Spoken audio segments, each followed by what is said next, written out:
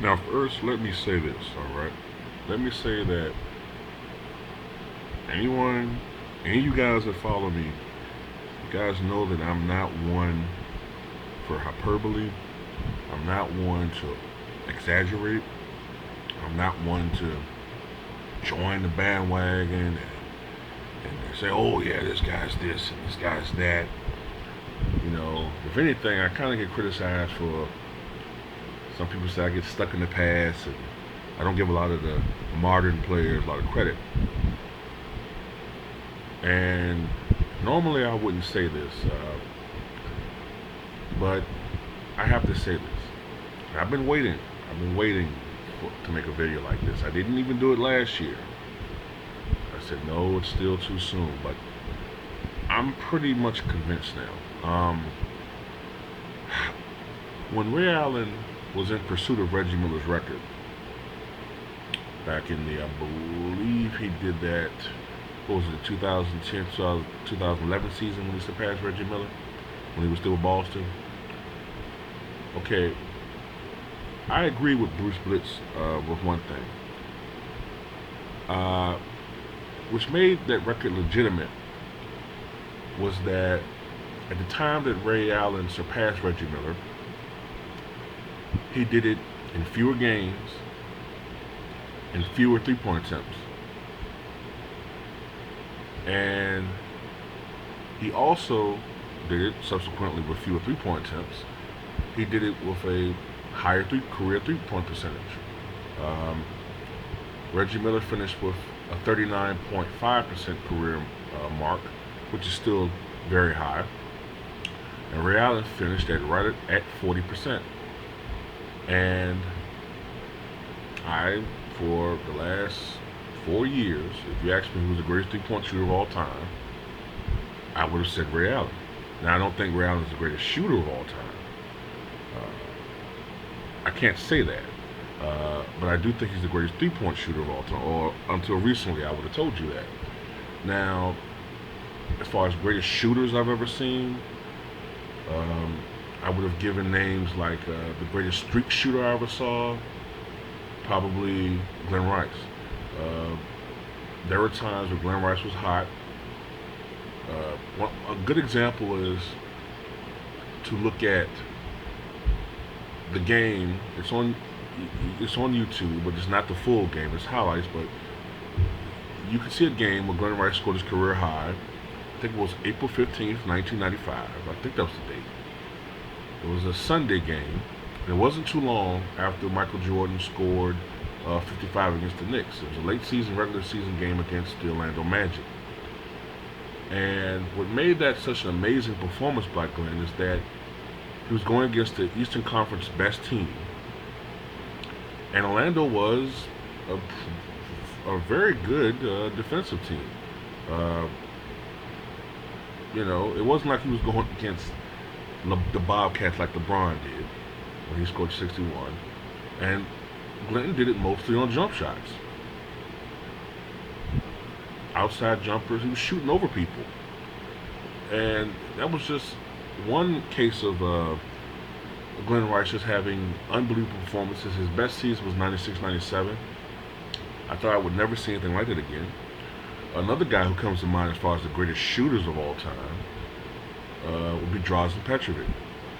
Larry Bird comes to mind, though he was more primarily a mid-range jump shooter, but he can get hot from downtown, though he was a little bit more streaky from downtown than others. Trying to think of other great shooters. Stojakovic, but he was much more streaky.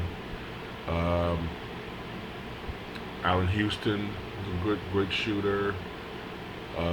Steve Kerr has a great percentage, but he was a catch and shoot guy. He wasn't a guy who could score off the dribble.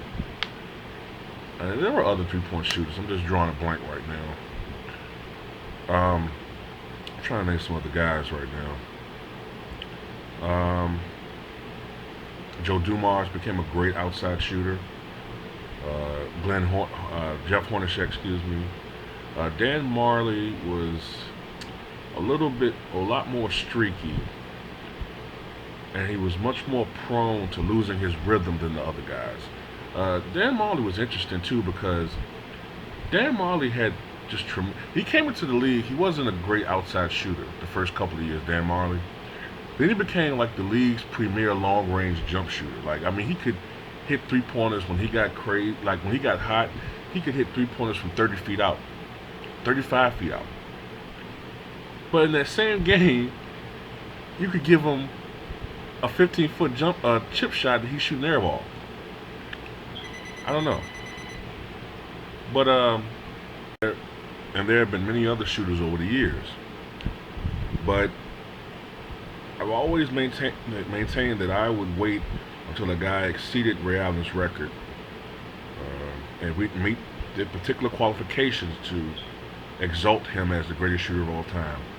But Stephen Curry, from watching him play since came into the league,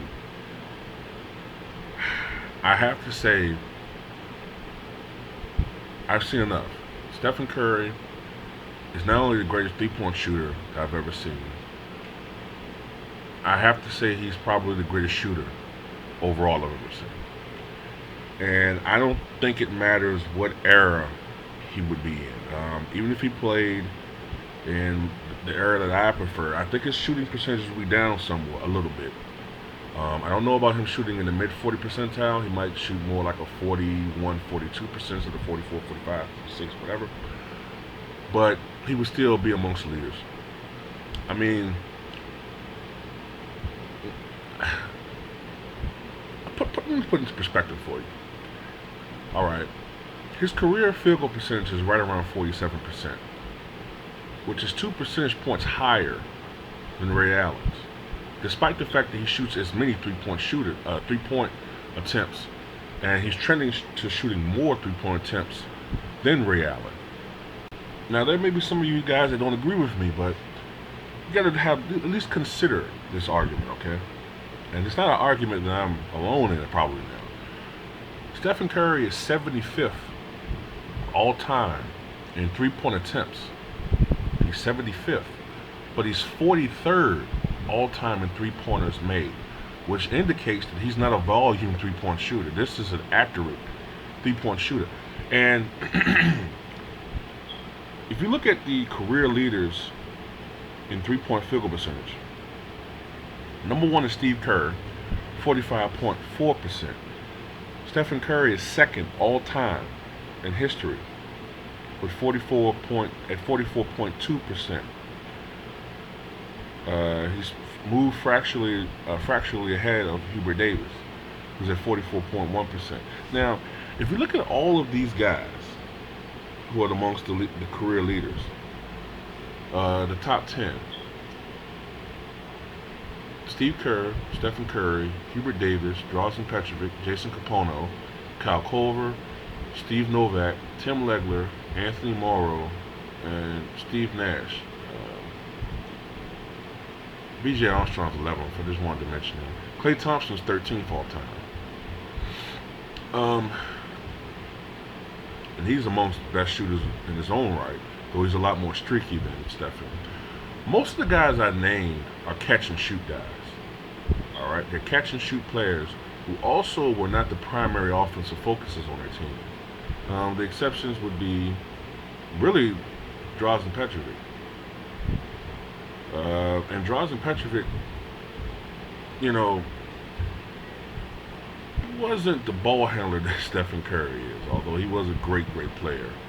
And he wasn't still as prolific a three-point shooter as Curry.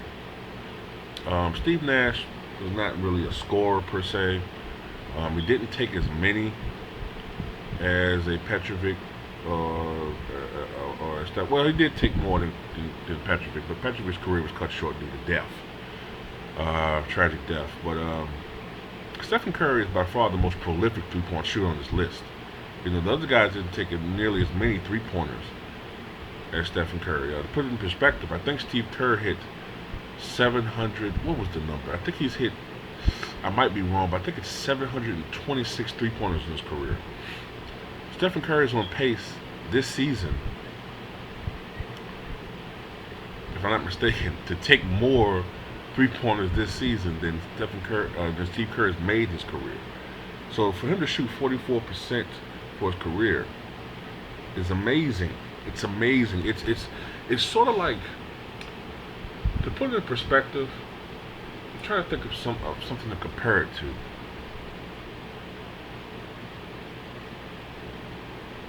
It would be like, hmm, it'd be like hitting, the record is 73 home runs in baseball by Babe Ruth, right? It'd be like a guy hitting 69 home runs in only 200 at bats or 300 at bats or something like that.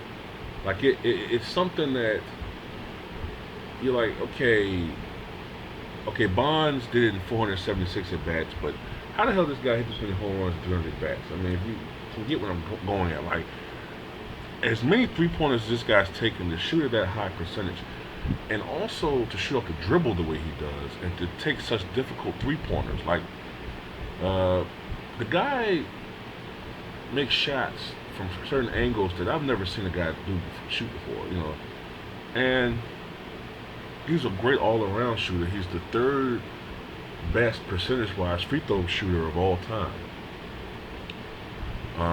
fractionally behind Steve Nash and the great Cleveland Cavalier point guard Mark Price. And he could eventually pass these guys. And he's only one of three men, the three I've named, to have a career free throw percentage of over 90%. And you take his field goal percentage. This season he's shooting 50%. Now, it's only been 10 games. So will he stay at these clips for this season? I don't know. I inclined to think that he won't. Part of it's because Klay Thompson's been struggling offensively, so he's taking shouldering more of the offensive burden. But for him to shoot the percentage he's shooting is remarkable. He's leading the league in scoring. He's averaging 33.3 points per game. He's already scored 50 points this season, and if he scores at the clip that he's scoring, he's probably going to have a few more 50 and maybe even some 60-point games. Now, I'm not part of the crowd who is exclaiming him to be the best player in the NBA. No, I'm not going there, because it's like a lot of people forget that there's two sides of the court. For every team, there's a side where they're on offense, there's a side they're on defense. And on defense, Stephen Curry is average at best. All right, I think to be among the pantheon of greatest players, you have to be able to dominate on both sides of the court, and he doesn't do that. I think you can make a strong argument he's the best offensive player in the NBA. A very strong argument he's the best offensive player in the NBA. But as far as best player, I think the nod still goes LeBron, but he's moving, he's lowering closer and closer down to the rest of the pack. He's not as far ahead of the pack as he once was, as LeBron moves out of the prime of his career. Now, Stephen Curry, is he the greatest Golden State Warrior?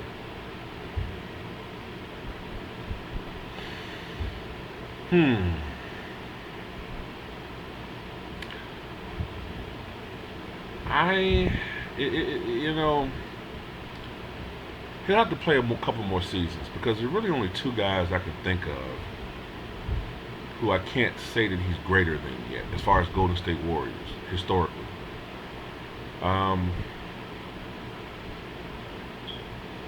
Right now, well, actually, three guys come to mind. Three guys. Three guys that I have a hard time saying he's better than yet. I'm just saying historically now. I'm not talking about skill set. Historically. I can't put him over Wilt Chamberlain, Rick Barry, and not quite Chris Mullin on a historical basis yet. But he's right there as far as top four all-time Golden State Warriors players. I guess another guy that comes to mind as far as all-time Golden State Warriors, you have to also keep it to keep into consideration would be Nate Thurman.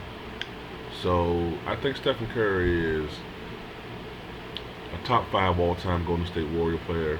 And at the end of his career, especially if he wins an MVP award, another championship, and collect more accolades, he'll probably move into at least top 3, possibly top 2 all time, and maybe even the greatest Golden State Warrior of all time. But he's amongst the greatest Golden State Warriors of all time, and he would definitely be on my all-time Golden State Warriors team with Wilt at center, Nate Thurman at power forward, probably Rick Barry at small forward, Chris Mullin at shooting guard, and Stephen Curry at point guard. That would be my all-time Golden State Warrior team.